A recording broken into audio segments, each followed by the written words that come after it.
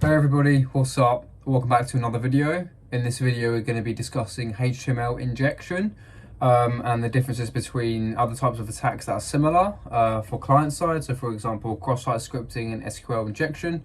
So HTML injection, that's what we're going to be covering in this video, and how to actually be able to do it on bug bounties and start earning money from them. Okay, so what is HTML injection? So as by the name, it's a type of injection attack. So just like SQL injection, so that's injecting SQL statements and SQL queries to be able to extract information from a database, right? That's SQL injection. HTML injection is kind of similar. So like I've said, it's an injection attack, and basically what happens is you inject HTML code into a certain vulnerable input, and this is injecting HTML code into the web application.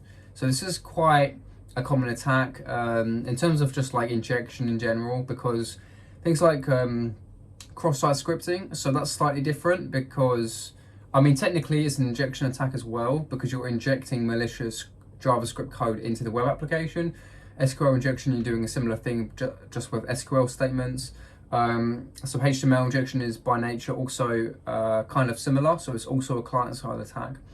And basically it's executing injections for HTML content. So this could be a few proof of concepts would be like making sure like it's bold. So like any text that you want to appear, it appears in bold.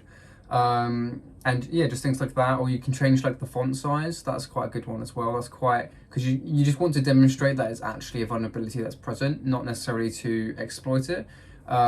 This is of course on penetration tests, but yeah, just for a simple proof of concepts, but we'll dive into actually how to conduct them and what they can be used for. So yeah. So there are two types of HTML injections. So you've got stored and you've also got reflected. So it's kind of similar to cross-site scripting, I guess, simply just because you've got two different types. I mean, I think XSS has a few more, 3 or 4, depending if you're going to count DOM base and things like that, right? But in terms of HTML injection, there's two types. You've got stored and reflected. And the difference is HTML injection that is reflected means it's reflected in the output immediately. So you can actually see the execution of the injection, right? So for example, if you put some text that's meant to be bold, it's HTML code, inject into a vulnerable parameter, there should be an output that says like test or something, but that should be in bold. And that's the whole premise of reflected. And then of course stored is when it's actually stored in the web application itself, so on the web server somewhere, and it goes and gets fetched out from somewhere, from like a function or something like that, and that's when it gets executed, and that's when you start seeing the output of content. HTML injection, so I've just explained the proof of concept, so you know, making text bold or making it slightly bigger in different headers, things like that, right? That's just a normal proof of concept to show that there's an existence of a HTML injection vulnerability. It's not actually exploiting it. So if you wish to exploit it as an attacker, penetration tester, things like that, all ethical and legal, of course, then you can do various different things, right? So if you can execute HTML code, you can basically write any HTML code that can be rendered within the web application itself. So this could be anything, right? This could be you embed a video into the web application that you don't have ownership of. So then you can execute any single video, which could cause reputational damage. It could be anything, right?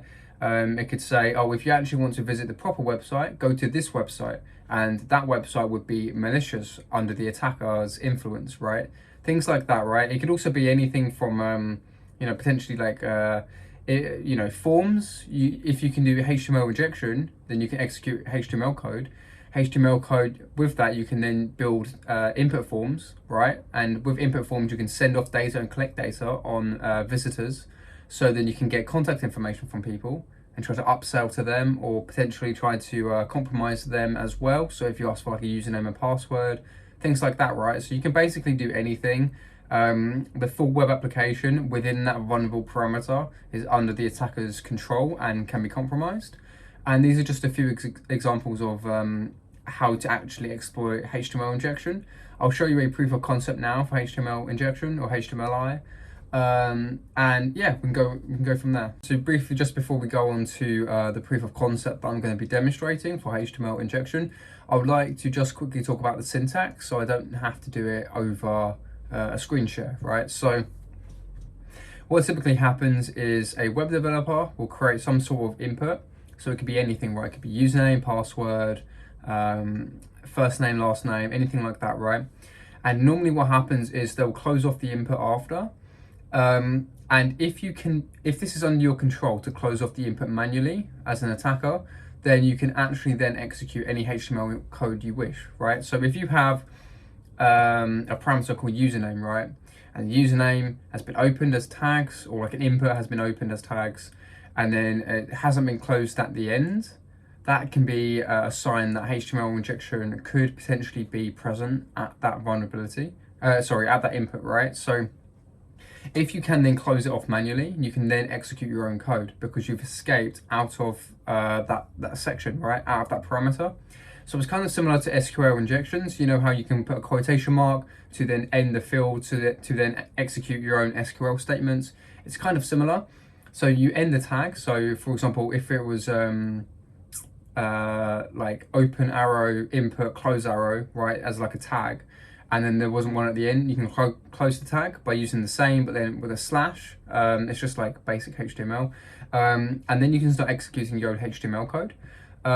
So this is a way to actually escape out of the parameter and then start executing your arbitrary HTML code commands. And this is a form of how a lot of HTML injection is actually processed on the back end for web applications. And yeah, I can show you a demonstration of that now. Hello everybody, so this is part of the screen share. So what we're going to be currently doing now is we're going to be going through some HTML injection payloads, and this is going to be to show off some proof of concept, so something visual instead of just full theory explanations. So if you wish to do this, then you can as well. Of course, this is bug bounty programs and things like that as well. So yeah, you can apply this to various different parts. So as you can see on my screen as of right now, we do have a cheat sheet open. You can find this through this gitbook.io up here. But specifically, we're going to be talking about a certain type of HTML injections, and it's the parts where they include iframes. So an iframe is basically a tag that can be embedded into HTML like documents and web pages that can be able to have different various medias, right? So this could be videos, this could be URLs, things like that, right? So not necessarily medias, but often is media, right? So that could be pictures, videos, things like that, right? They're normally embedded in iframes, and we can use this for an attacker's advantage.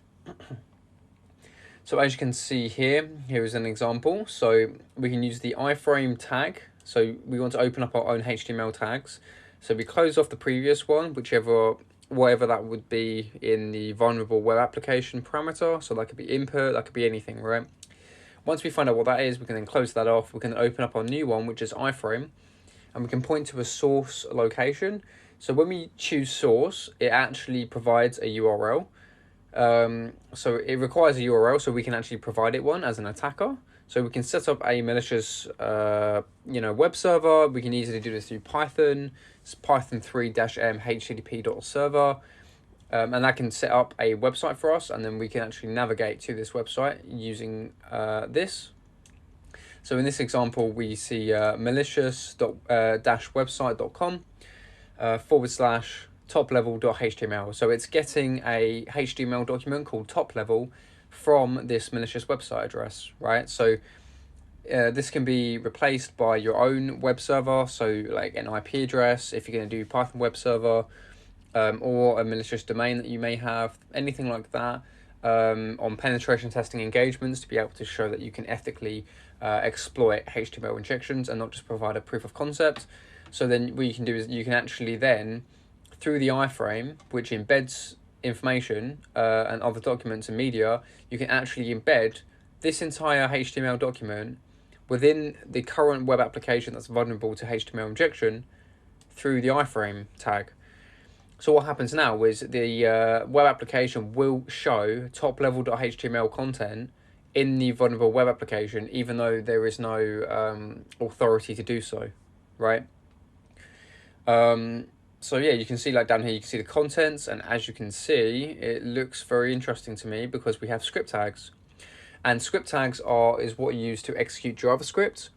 So as you can see, if you can execute HTML injection, chances are you could probably embed some PHP or JavaScript or something like that to actually execute arbitrary commands. So as you can see over here, it's actually using the script tag to navigate to a different HTML document on the malicious website called pwn.html. I would imagine this was to be a proof of concept to have this displayed. So it'll have some sort of message like this web app has been pwned through HTML injection, just as like a POC, I guess. And as you can see, it's closing off the script tags and the body and HTML. So what typically happens is, let's say, okay, so this also works for cross-site scripting, XSS. So if they don't close off the script tag like this, then you can execute more JavaScript arbitrary code, right? And this is the same with HTML injection. If you don't end a HTML element like this, regardless of like what element it actually is, it can be iframe, it can be anything, right? If you don't cut them off and shut them down, then attackers can potentially execute HTML code through injections, which will make certain parameters vulnerable to these types of POC attacks. So that is the brief demonstration, and yeah, hopefully you know more about HTML injection in and of itself. It's one of those attacks that not many people talk about. More people speak about SQL injections and cross-site scripting, and like even from some of the SQL injection videos that have blown up, some of them have got 22,000 views, so this supports this claim. But there's plenty of other vulnerabilities out there that you know, are less so well known, but also still carry a good severity rating. So if you wish to use these for bug bounties, go ahead, and hopefully you can make some money from it. And yeah.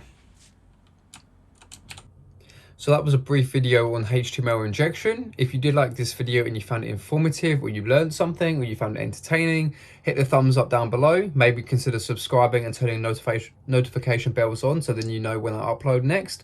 I've got some really interesting videos coming up soon, so if you want to stay tuned for that, make sure you do all of that. Leave a comment down below to tell me what you would like to see next. I'm always open to recommendations. I'm currently building a few different development things. I'm not going to explain what they are just yet, but you'll find out on this channel very soon, in the next maybe 6 to 12 months. I also have other stuff to talk about that I'm not comfortable talking about just yet, but it is relevant to cybersecurity. So when I do, stay tuned for that as well. So yeah, there's plenty of content coming your way. So subscribe, like, leave a comment down below what you'd like to see next, and I'll see you in the next video.